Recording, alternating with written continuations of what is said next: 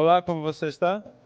Bem, todos conhecem. Olá, bom dia. Bom dia, como você está? Bem, obrigado. Eu quero um americano com gelo. Quanto custa? Banheiros? Muito obrigado. Nada, bom. Sim, e 2 semanas. Obrigado. Alguma coisa conta, por favor? Eu te habito ou tive? Está bem? Sim, obrigado. Muito bom. Tchau, até logo.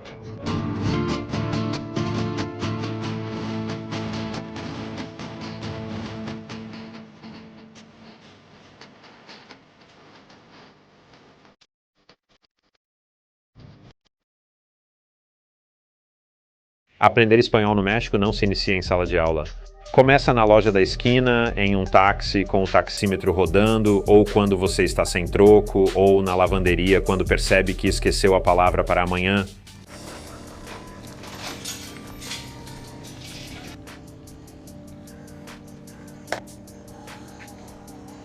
Olá, como você está? Bem, bom dia, bom dia. Eu quero 2 tacos de frango. Gracias. Obrigado. Sim, obrigado. Mais picante. Sim, sim. Pimenta? Esta é uma mistura de tomate verde e vermelho. Esta é verde com abacate, esta é de chile de árvore e esta é... Habanero. Sim, obrigado. Então, pimenta habanero muito picante. Esta aqui é mistura de pimentas e tomate. E essa aqui não é tão picante.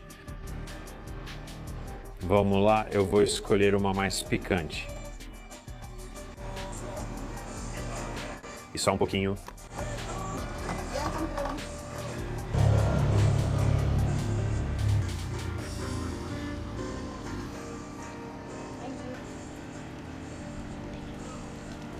É basicamente tudo o que a gente comeu. Tacos.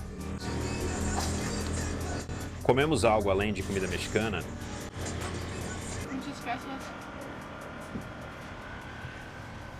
Só conta, por favor. Como se chama? Sandra. Sandra? Lloyd, Mandy e Lila. Mandy. Lloyd. Lloyd. Lila, gracias, Porto. Obrigado. Porto. Então, quando nós dois viemos para o México pela primeira vez, tínhamos um pouco de espanhol de quando éramos crianças. Eu passei um tempo na América Central. E Mandy, você aprendeu espanhol na escola, não foi? Sim, eu fiz 1 ano no 2º ano do ensino médio, então era bem muito pouquito. A gente já falou essa palavra várias vezes. Sim. Sim, então eu já tinha aprendido um pouco porque passei cerca de 3 meses na América Central, mas isso foi em 2010. Então eu sabia o que eu chamaria de espanhol de restaurante. Então, tipo, como pedir comida e só perguntar direções para as pessoas e dizer olá, obrigado, não, sim, coisas assim. E então, quando passamos 8 meses morando em Playa del Carmen, decidimos que não queríamos apenas nos virar falando inglês, porque muitas pessoas lá falam inglês, como os motoristas de táxi, os restaurantes e tudo mais. Então, na verdade, tentamos mergulhar na cultura falando espanhol o máximo que pudemos. Você pode perceber claramente que as pessoas locais apreciam quando você faz um esforço.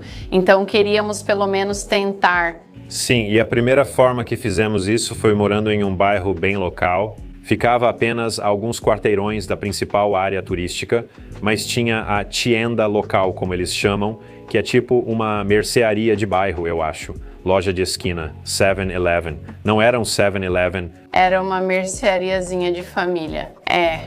Eles não falavam inglês, então eu aproveitava para praticar espanhol, como quando íamos buscar ou deixar roupa na lavanderia. Em vez de pegar o celular e usar o Google Tradutor, a gente simplesmente praticava o espanhol. E muitas vezes, tipo, uma coisa é conseguir falar espanhol, mas quando eles começam a responder em espanhol bem rápido, aí complica. A gente trava um pouco. Tipo... Mas a gente aproveitou nosso tempo nos táxis.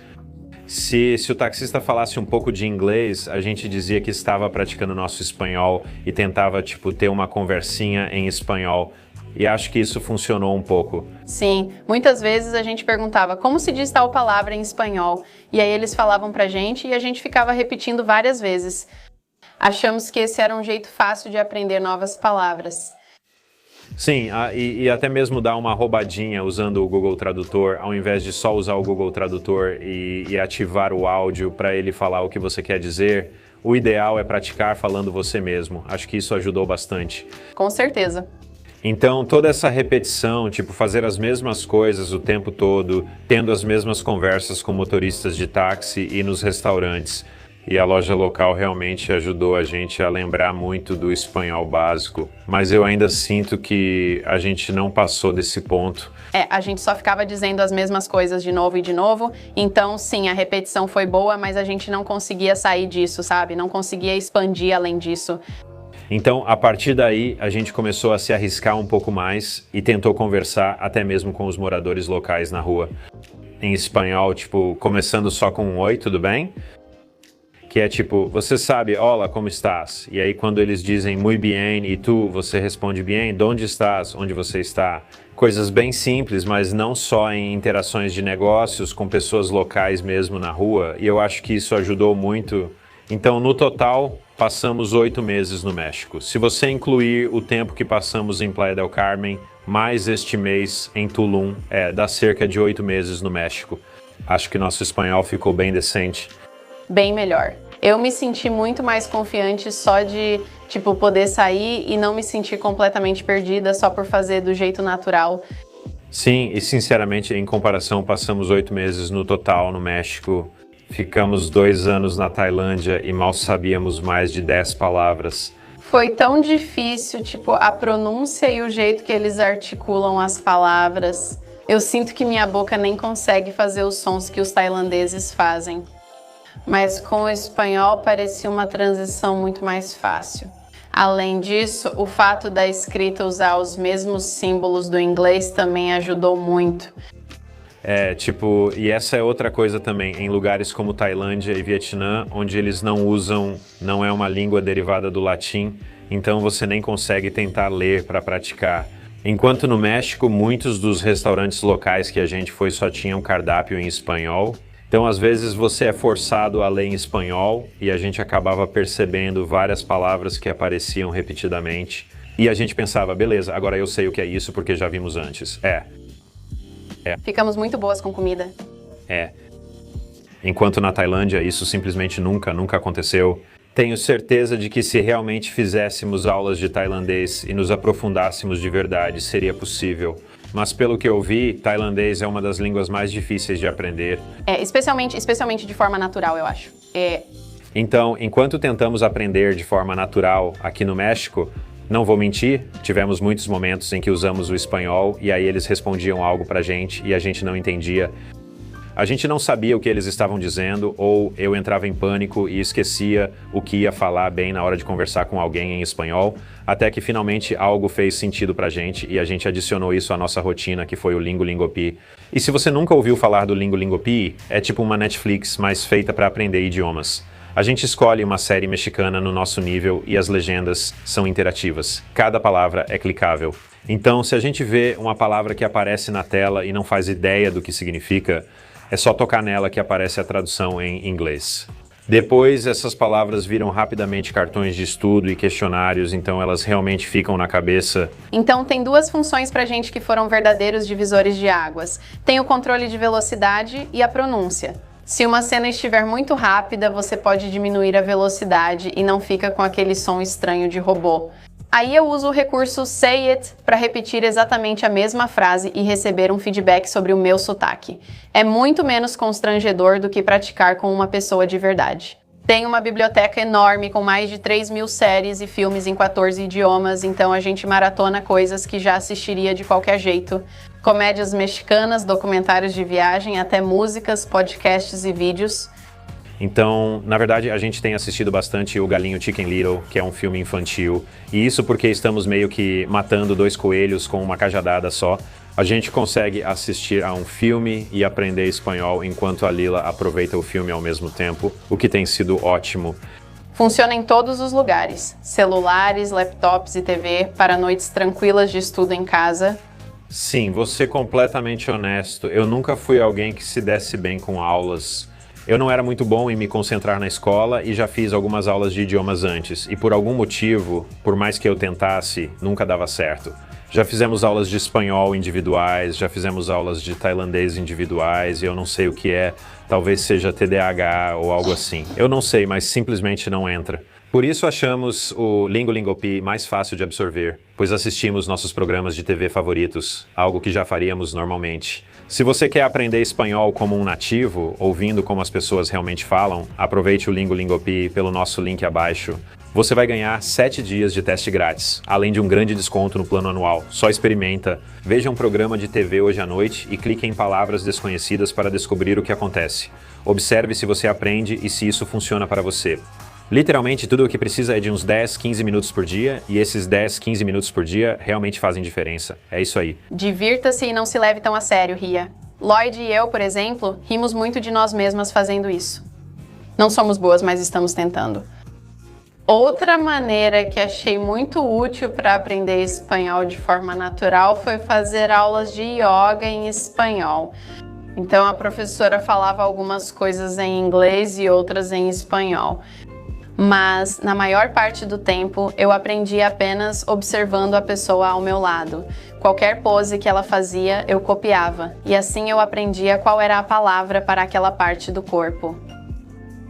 De novo, era só repetição, exigia muita repetição mesmo. As aulas de yoga foram ótimas e o pessoal foi muito paciente comigo. Então, qualquer aula de atividade física, eu acho que seria uma ótima maneira de aprender de forma natural as diferentes partes do corpo, né? O que é respiração, tudo isso. Tipo, isso realmente me ajudou. Sim, a mesma coisa com o jiu-jitsu. Eu fui a uma aula de jiu-jitsu e eles falavam em inglês e espanhol, mas eles sempre mostravam primeiro os movimentos em espanhol. Você precisava prestar atenção e memorizar o que ele dizia em espanhol. Então, eu acho que entrar em algum tipo de ambiente de aula onde falam espanhol ajuda muito. Sim. Então, a moça da lavanderia basicamente se tornou nossa treinadora de espanhol não oficial. A gente deixava nossas roupas lá com um roteiro pronto que sabíamos que tínhamos que dizer. Primeiro cumprimentar ela, depois deixar as roupas e perguntar quando ficariam prontas e quanto ia custar. Cada visita basicamente nos dava a mesma repetição essencial, com algumas pequenas variações, e às vezes ela corrigia nossas palavras ou sugeria uma frase mais natural, e depois disso a gente nunca mais esquecia. Esse é o segredo de aprender na prática, no ambiente natural. Você recebe feedback imediato de pessoas reais que sabem exatamente o que você está tentando dizer. Acho que pra mim, eu sempre ficava muito tímida, por isso eu acabava falando só em inglês, porque eu ficava nervosa e com vergonha, meio que achando que ia falar alguma coisa errada. Mas sempre, o retorno que eu recebia era sempre um sorriso, às vezes uma correção e depois uma felicidade por eu estar pelo menos tentando. Então eu acho que esse é um grande obstáculo para superar, tipo, até mesmo se a gente pensar ao contrário. Se alguém estivesse praticando inglês e dissesse algo errado, eu ficaria feliz e me sentiria na obrigação de corrigir, ou dar conselhos sobre como falar. Só de tentar, só tenta, é tudo o que eu posso sugerir. E vamos ser honestos, você consegue se virar falando inglês praticamente em qualquer lugar do mundo. Quero dizer, a gente já foi para alguns lugares remotos no Sudeste Asiático e até no México, onde eles simplesmente não falam inglês. Mesmo em áreas turísticas onde falam inglês, sinto que te tratam de forma um pouco diferente. Se você fala em espanhol, por exemplo, sim. Você é tratada melhor. Sim. Quem tenta te vender algo, como passeios ou principalmente taxistas, pode cobrar o que quiser. Eu já falei sobre motoristas de táxi até cansar, desde que estamos em Tulum, mas basicamente eles querem te cobrar o máximo possível.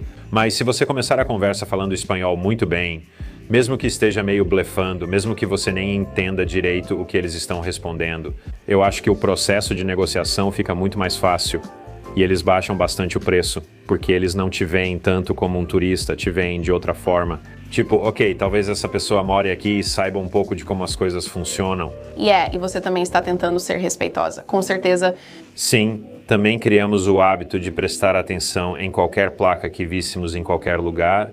Se estamos dirigindo e você vê uma placa de trânsito, se familiariza com ela e depois reconhece novamente. Você começa a entender que, ok, aquilo significa retorno ou aquilo significa não virar, certo? Ou mesmo se você está no supermercado e ele está lendo rótulos e coisas assim, só começando a se familiarizar.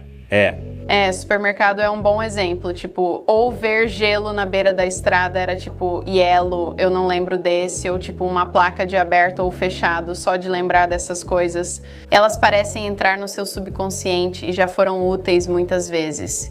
Quando você, teve que perguntar se algo estava aberto ou fechado, e aí você lembra, eu vi aquela placa, e aí consegue aplicar isso.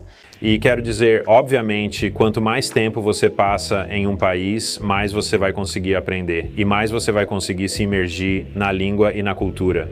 Então eu acho que se tivéssemos passado até mesmo alguns anos na América Central, América do Sul, provavelmente já estaríamos bem razoáveis em espanhol agora. Sim, com certeza.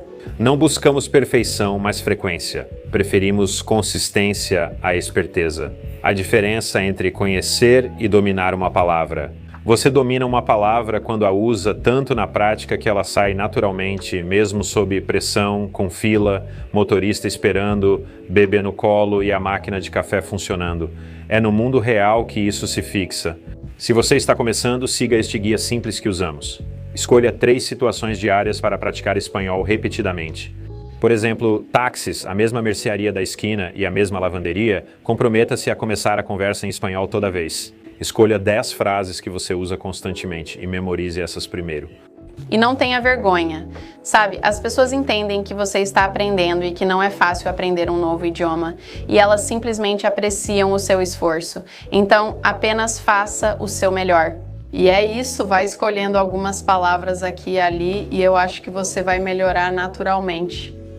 Sim, e na verdade é divertido e é bom se desafiar. E quando você realmente vai e fala em espanhol e eles te entendem e respondem em espanhol e você entende, e agora você está tendo uma conversa, é realmente uma sensação muito legal. É uma sensação boa, realmente é muito bom. Eu tive uma... É bom para o seu cérebro. Tinha uma senhora, foi na farmácia, acho que foi na farmácia porque estávamos procurando fórmula infantil para a Lila. E era uma farmácia local. E eu tentei fazer sozinha, tentei mesmo. Falei apenas em espanhol e ela disse, seu espanhol é muito bom. Respondi. Na verdade não é, só sabia exatamente o que dizer. Mas o fato de eu ter entendido o que ela me respondeu, acho que foi bom.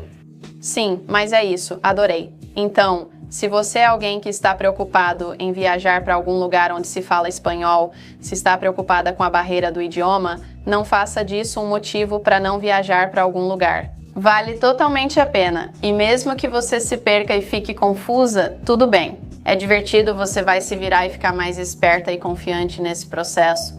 O espanhol também é falado em grandes partes do mundo, como toda a América Central e toda a América do Sul falam espanhol, exceto o Brasil.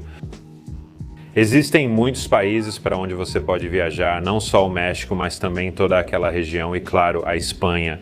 Acho que é uma ótima língua para aprender e que vamos ensinar espanhol para a Lila como a primeira língua além da materna dela. Sim, faz muito bem para o seu cérebro, muda suas conexões, recomendo muito. Obrigada por assistirem, gente. Nos vemos no próximo vídeo. Tchau!